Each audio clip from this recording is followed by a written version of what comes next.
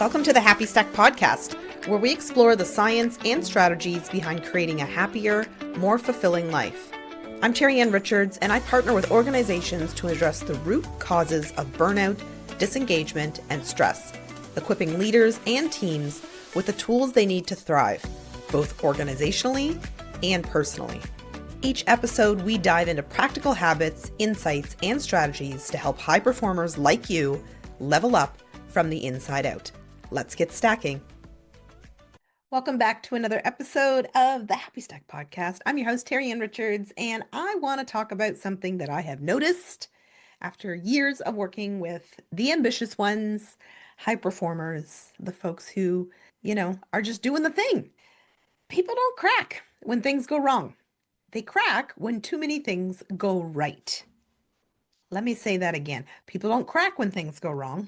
They crack when too many things go right without internal reinforcement. And what am I talking about here? I'm talking about when you have more opportunity, more responsibility, you got more visibility, you got more expectations, and suddenly life feels heavier, right? It's weighting you down, even though, technically, quote unquote, it's better, right? This is a capacity mismatch. And psychology calls this a role strain. This is when your internal resources lag behind the external demand. And for some odd reason, we try to fix this by doing more. We try to build more structure, put more discipline in place on our day-to-day. We try to optimize our day just a little bit more. But capacity doesn't expand through pressure.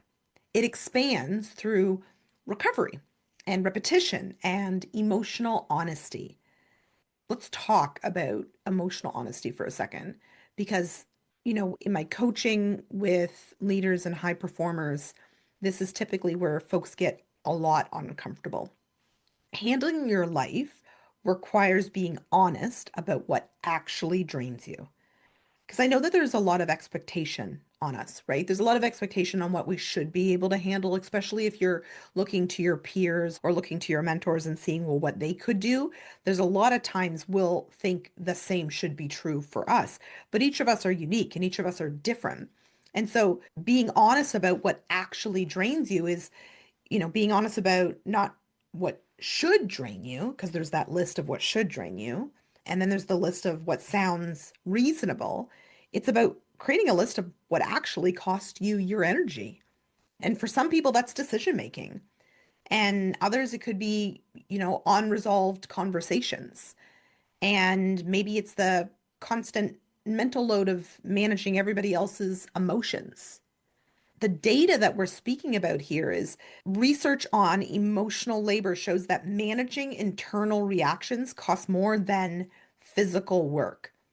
Said differently is when you're trying to manage all of what's on the inside, that actually costs you more than a day's work outside doing physical labor. So if you're constantly in self-editing mode or self-monitoring mode or suppressing how you feel, your body, your mind is already working overtime.